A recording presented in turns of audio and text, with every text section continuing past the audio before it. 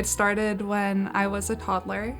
My mom says I was 2 years old, and I just remember every day she would put me down for a nap and she would ask, "What do you want to listen to?" And every time I would say Bach. So I'm Annie Spink. I'm originally from a small town near Portland, Oregon. I'm 27 years old.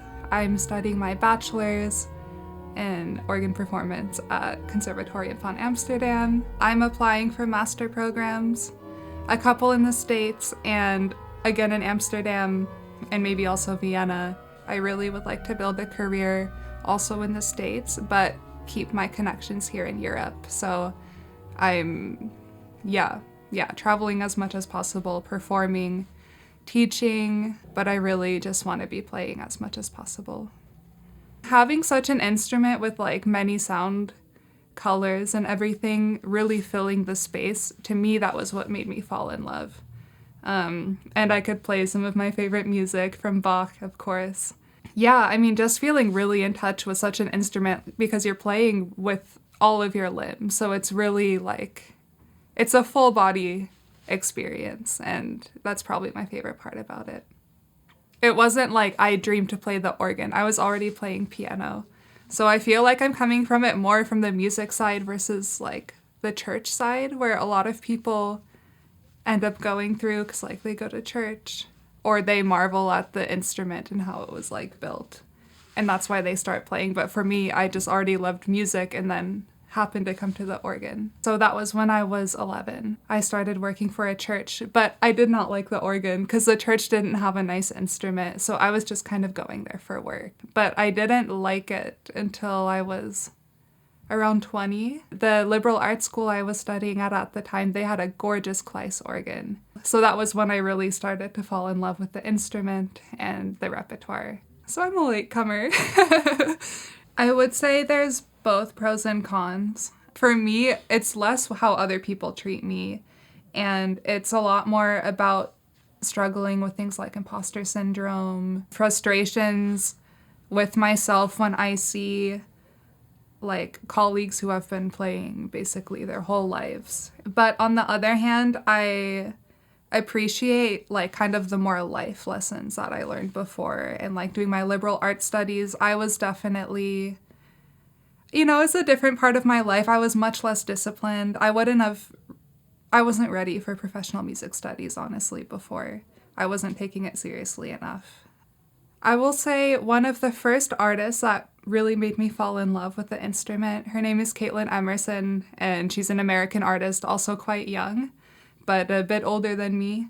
And I heard her play in Ohio when I was in my liberal arts studies, and just seeing like a young woman who really has mastered the instrument playing, to me was super inspiring. And she really was the reason why I started to take it more seriously. I would say for sure you have figures, well, like Caitlin, who I mentioned, and there's also Anna Lapwood. I mean, there's more, and there's quite some prominent women organists, but we are relatively less in number.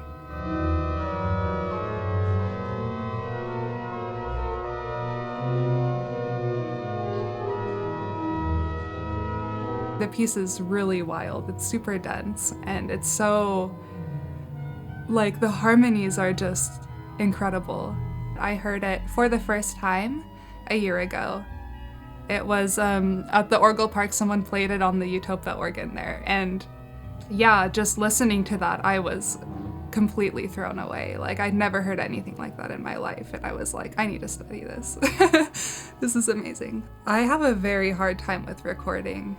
I thought it was a really nice experience to have to really like isolate the piece, and having to play with the distractions of camera guys and like no audience is very challenging. So it was really for me like a kind of mental game of like, okay, stay focused and play the music.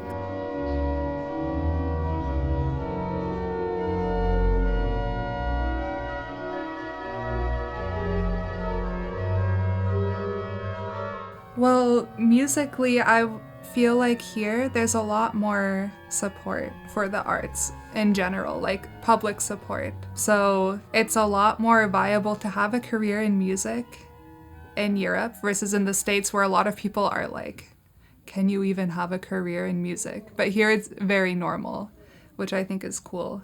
And I feel like the government and the schools really value it more here still. And in the States, it's more like you can get really lucky or you can get really unlucky, where some schools will have amazing music programs. Some cities have amazing culture and support, whereas other places are a bit of a drought. And where I grew up, it was a small town, pretty rural. So I wasn't getting a lot of these cultural experiences. There weren't any music schools. One thing that I really loved when I came to Amsterdam was that you have these old churches that are then bought by, I don't know if it's the government or UNESCO, or someone buys it and decides this is a cultural monument. This will now be a music venue and a museum, like the Oude Kerk, the Delft, these places in Amsterdam, and they still preserve their instruments. So they have organ concerts, but they're not churches. Like, I wish we did more of that over in the States.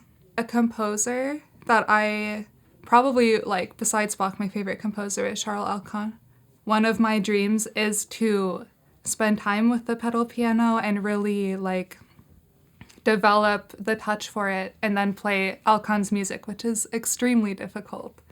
But that's really like one of my biggest goals for myself in the future.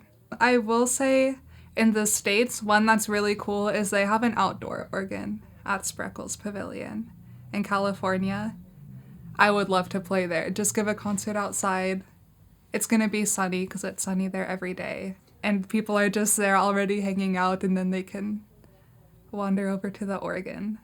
And one super nerdy one is in Tangermünde in Germany, they have this old Stellwagen, which is really good for playing like the North German Baroque music, and that's on my bucket list as well. Alkmaar, 2 Vox Humanas on 2 different manuals. You can play a trio sonata with the Vox Humana, and it's like, I'm completely in love.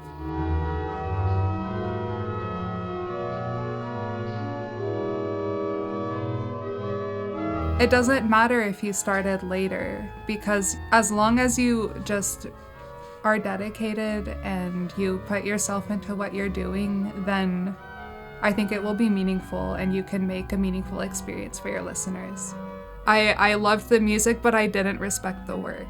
And so my advice would just be respect the work, respect the process, because it doesn't mean anything if you can sit down and sight read a page. What you have to do is like sit with the music and like over time and like while you're living life so that you can really internalize it.